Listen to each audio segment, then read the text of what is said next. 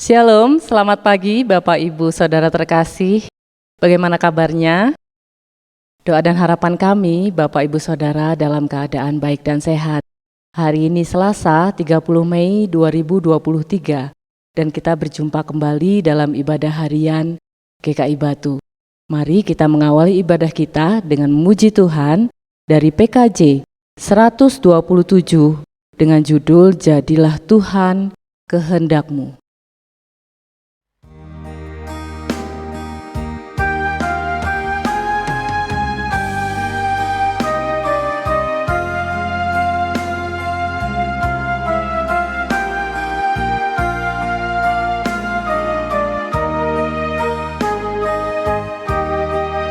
Jadilah Tuhan kehendak-Mu, hutan yang liat di tangan-Mu. Bentuklah aku sesuka-Mu, aku nantikan sentuhan-Mu.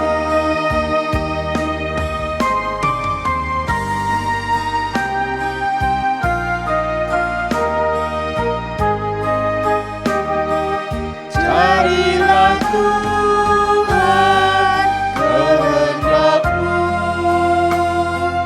sucikan hati pikiranku.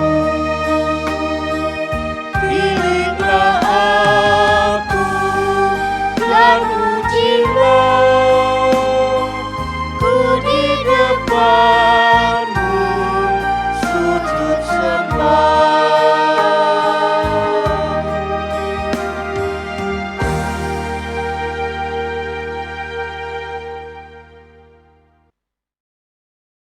Mari kita berdoa. Bapa kami di dalam surga, di pagi hari ini kami datang kepadamu sujud menyembah ya Tuhan.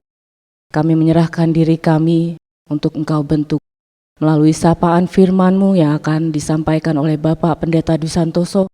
Kiranya firman-Mu Tuhan membentuk kami menjadi manusia yang lebih baik.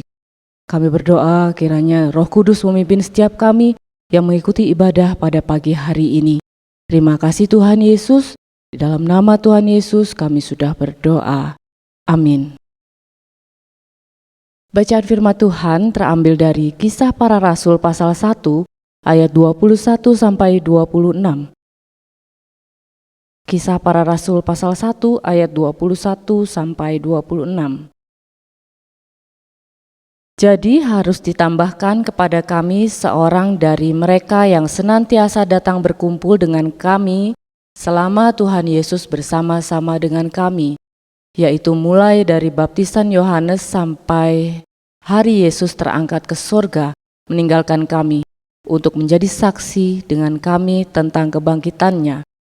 Lalu mereka mengusulkan dua orang, Yusuf yang disebut Barsabas dan yang juga bernama Yustus dan Matias. Mereka semua berdoa dan berkata, "Ya Tuhan, Engkaulah yang mengenal hati semua orang. Tunjukkanlah kiranya siapa yang Engkau pilih dari kedua orang ini untuk menerima jabatan pelayanan, yaitu kerasulan yang ditinggalkan Yudas yang telah jatuh ke tempat yang wajar baginya." Lalu mereka membuang undi bagi kedua orang itu, dan yang kena undi adalah Matias. Dan dengan demikian ia ditambahkan kepada bilangan ke-11 rasul itu. Amin. Bapak, Ibu, Saudara yang dikasihi oleh Tuhan, saya memberikan judul renungan kita pada hari ini, yaitu dedikasi. Bapak, Ibu, Saudara yang terkasih, liburan sekolah hampir tiba. Salah satu tempat liburan destinasi anak-anak sekolah, salah satunya biasanya adalah mengunjungi keraton. Itu mungkin zaman kita dulu, orang-orang yang kira-kira generasi X, generasi Y. Tetapi mungkin generasi Z mungkin lain lagi tempat yang dikunjungi.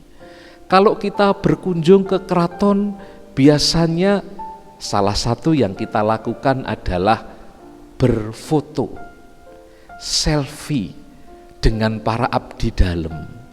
Salah satunya mereka adalah para prajurit. Para abdi dalam itu sekalipun mereka diberikan upah yang sedikit, tetapi mereka rela bekerja mengabdi kepada keraton.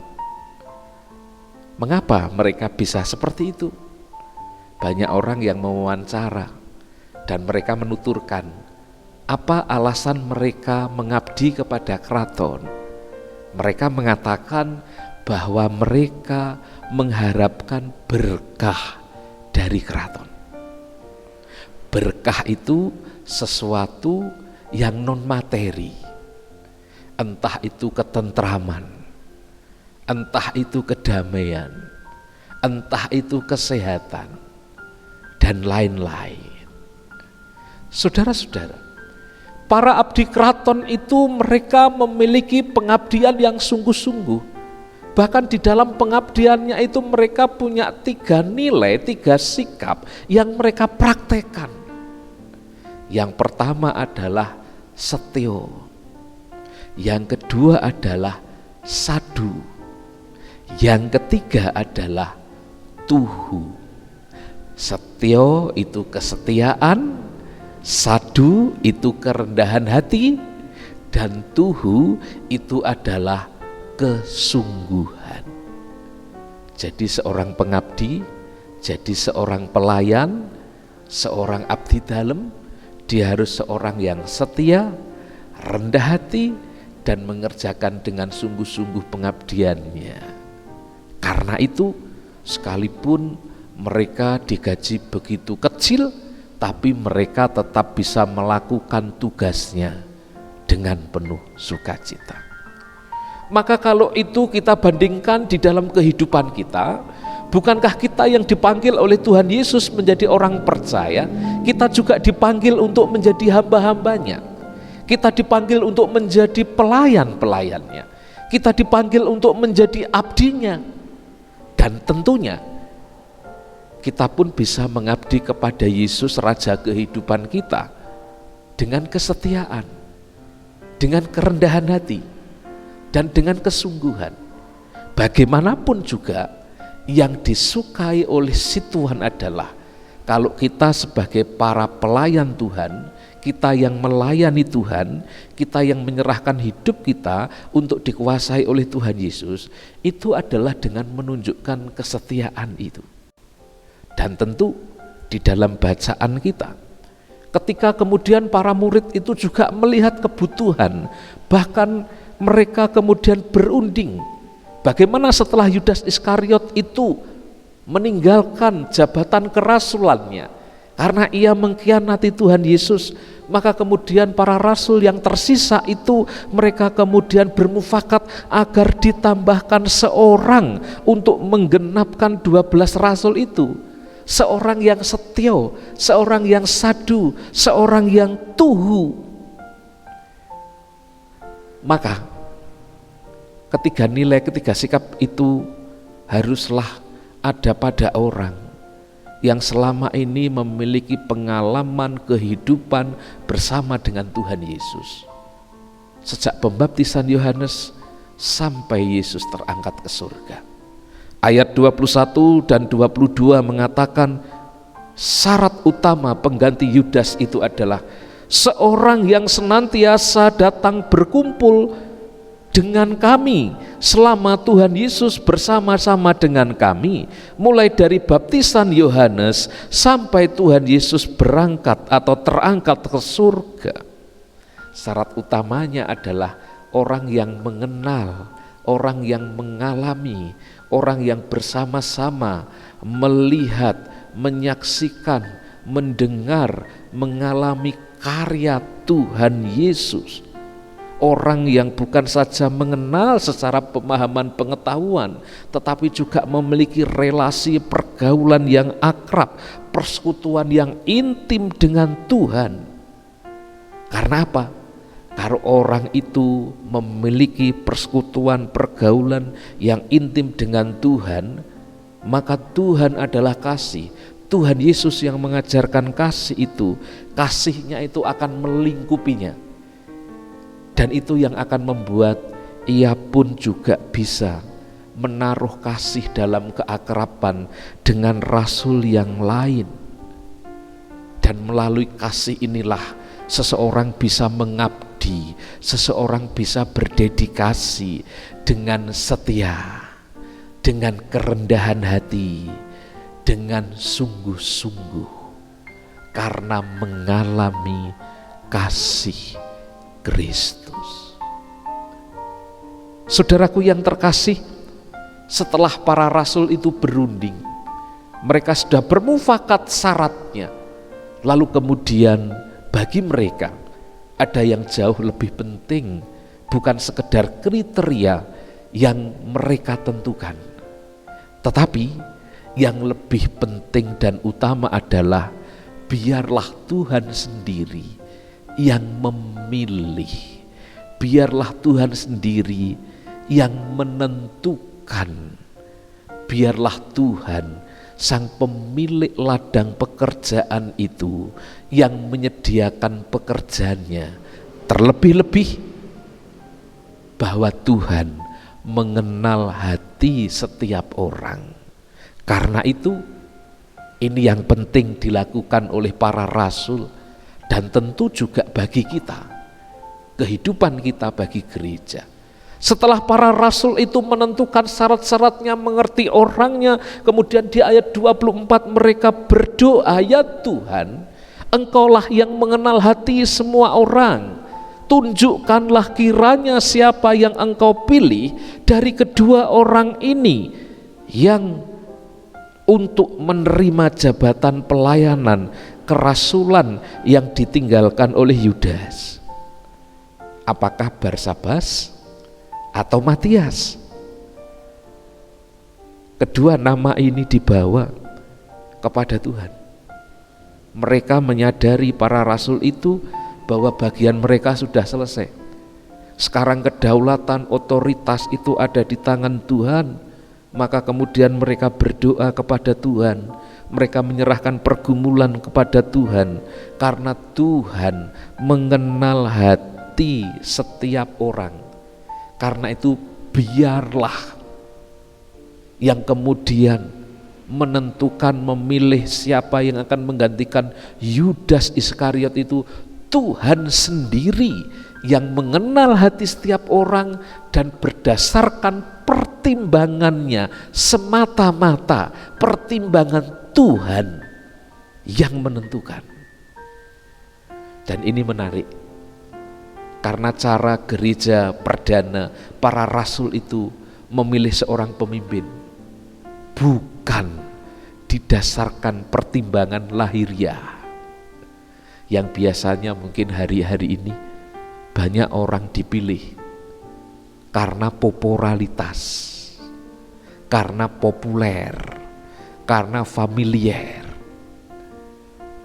Tetapi bagi gereja, bagi pekerjaan Tuhan, ada satu pertimbangan yang jauh lebih penting, bukan sekedar popularitas, tetapi integritas, loyalitas, dedikasi, pengabdian, spiritualitas di hadapan Tuhan. Saudara-saudara, setiap kita sesungguhnya Tuhan panggil untuk melayani, baik secara penuh waktu mungkin di gereja seperti saya sebagai pendeta, ada yang dipanggil sebagai penatua, ada yang dipanggil sebagai aktivis, pengurus komisi, badan pelayanan, panitia semester, dan ada juga orang-orang yang dipanggil dalam tugas-tugas khusus. Tapi sesungguhnya setiap kita adalah pelayan Tuhan di lingkup lingkungan kehidupan kita masing-masing. Di gereja, di keluarga, kita dipanggil untuk melayani anggota keluarga kita. Di tempat kerja, Kita dipanggil untuk bekerja dengan mempraktekkan nilai-nilai kekristenan, nilai-nilai seorang yang menghamba kepada Tuhan. Kita bekerja untuk Tuhan. Dan dimanapun Tuhan memanggil dan menempatkan kita, kita diminta untuk bekerja dengan kriteria seperti untuk Tuhan dan bukan seperti untuk manusia. Karena itu, kalau kita memiliki dasar kasih di dalam pengalaman kita persekutuan dengan Tuhan Sang Maha Kasih itu, maka di dalam pekerjaan kita masing-masing, kita bisa bekerja dengan menunjukkan integritas kita. Kita bisa menunjukkan dengan menunjukkan loyalitas kita. Kita bisa bekerja keras, kita bisa bekerja ikhlas, kita bisa bekerja sungguh-sungguh untuk melakukan semuanya itu demi kemuliaan nama Tuhan. Mari saudara, melakukan segala sesuatu dalam nama Tuhan untuk membalas cinta kasih-Nya. Dedikasikanlah hidup saudara untuk kemuliaan namanya.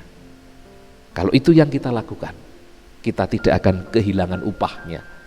Karena Tuhan yang beranugerah itu murah hati dan berlimpah anugerah.